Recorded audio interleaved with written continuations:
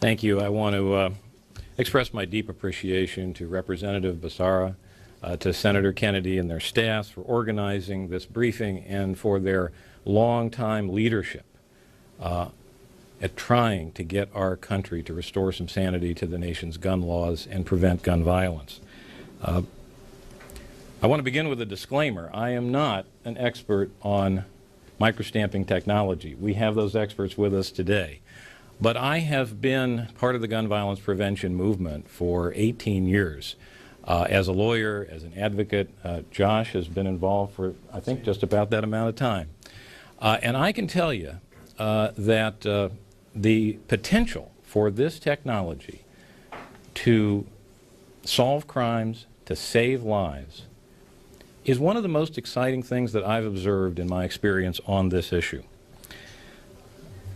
I think it's important to put this issue in some kind of broader context. As Representative Becerra acknowledged, we have the equivalent of a Virginia Tech tragedy every day in this country. 32 of our fellow Americans dying from gun homicides every day. And what was particularly shocking about the Virginia Tech shootings was the cost in young lives. And yet that is also part of our continuing daily national tragedy. Too many of these innocent Americans who are lost to us are young people. Gun homicide is the second leading cause of injury death for people between the ages of 10 and 24. It is the leading cause of death for young black males. This is a national tragedy, and it is a national shame. Now, following enactment of the Brady Bill and the assault weapon ban in the early 90s, we began to make some steady progress on this issue. During the 10 years after the passage of those two laws, from 1994 to 2004, there were sharp drops in gun crimes and gun homicides. But even during that period, there were over 5 million violent crimes committed with guns in this country. And now we see violent gun crimes spiking up again. In 2005, we had a 50% increase in violent gun crime, the largest increase in 14 years. And according to the Police Executive Research Forum, that disturbing trend has continued into 2006. It's no coincidence, in our view, that this spike in gun crime followed a period during which the Brady Bill was weakened when it should have been strengthened, and the assault weapon ban was allowed to expire. It is clear to us at the Brady campaign that what we are doing to fight the plague of gun violence is simply not working. We are asking, and we think everyone needs to ask, what are we going to do about this? And I think the most important task that faces us is to give law enforcement the tools it needs to fight this plague. Now, you hear the argument from some quarters that we don't need new gun laws, we just need to enforce our existing gun laws. I've always thought that posed the issue as a false choice. We need strong gun laws, and we need strong enforcement of those laws. But that argument also fails to recognize that sometimes you need to pass new laws in order to better enforce existing laws. That is exactly what the Brady Bill was. When the Brady Bill was passed, it was already illegal for felons to buy guns from gun stores. But it was very difficult to enforce that prohibition because felons could walk into gun stores, they could lie on a federal form, and they could walk out with a gun.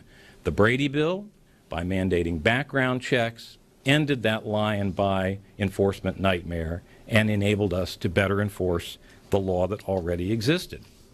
Well, you can also see microstamping legislation as a similar kind of public policy initiative. It's legislation that is needed to strengthen the enforcement of current laws against the criminal misuse of guns. I was surprised that an alarming percentage of homicides in this country remain unsolved. In California, the statistics show that in 45% of homicides, no arrest is made because of lack of evidence. And 70% of homicides are committed with firearms. We've got a lot of people in this country who are literally getting away with murder. Microstamping, I think you're going to learn today, has enormous potential as a crime-fighting tool. You know, for violent criminals, guns have a lot of inherent advantages. First of all, they are far more lethal than other weapons. Secondly, they allow people to be killed at long range. That's very advantageous for a drive-by shooter. It was very advantageous for the DC snipers that terrorized this region in the fall of 2002. And as we saw at Virginia Tech, firearms allow people with criminal intent to shoot a lot of people very quickly. So firearms have a lot of advantages for criminals. They have one significant disadvantage for the criminal, which is that they leave evidence behind at crime scenes in the form of cartridges and bullets. And one thing that I've learned as I looked into this issue is that firearms leave unique reproducible markings on bullets and cartridges. They're often referred to as ballistic fingerprints. And by comparing the markings on bullets and cartridges, trained forensic examiners, for example, are able to determine that the same gun was used in multiple shootings. And that is what happened in the investigation of the sniper shootings in the D.C. area.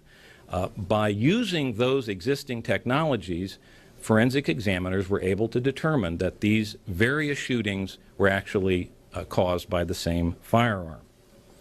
And sure enough, once the snipers were in custody and the police had the gun, that kind of ballistics analysis was also able to establish that that gun had in fact been used in those shootings, so it was part of the proof against Muhammad and Malvo. The problem is that although police could use current ballistic technology to determine that the same gun had been used in all of those shootings, while the shootings were going on, the police couldn't determine which gun had been used.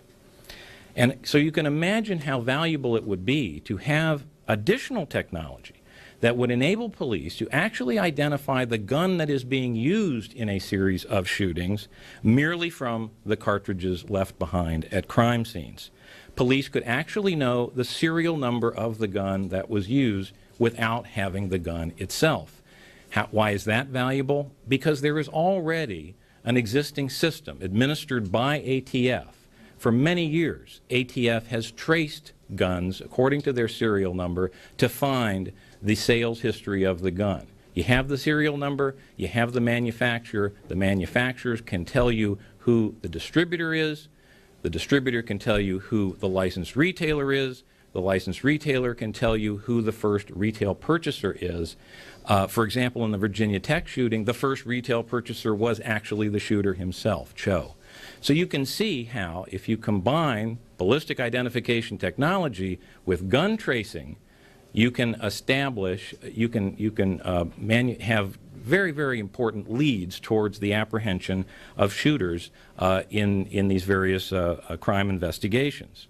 So microstamping is a technology that holds the potential for police officers to actually identify particular crime guns from casings left at crime scenes. You're going to learn in detail today how that actually happens, that microstamping involves the use of lasers to engrave certain microscopic markings in the breech face of a gun, in the firing pin of a gun, and those engravings actually identify the make, model, and serial number of the gun.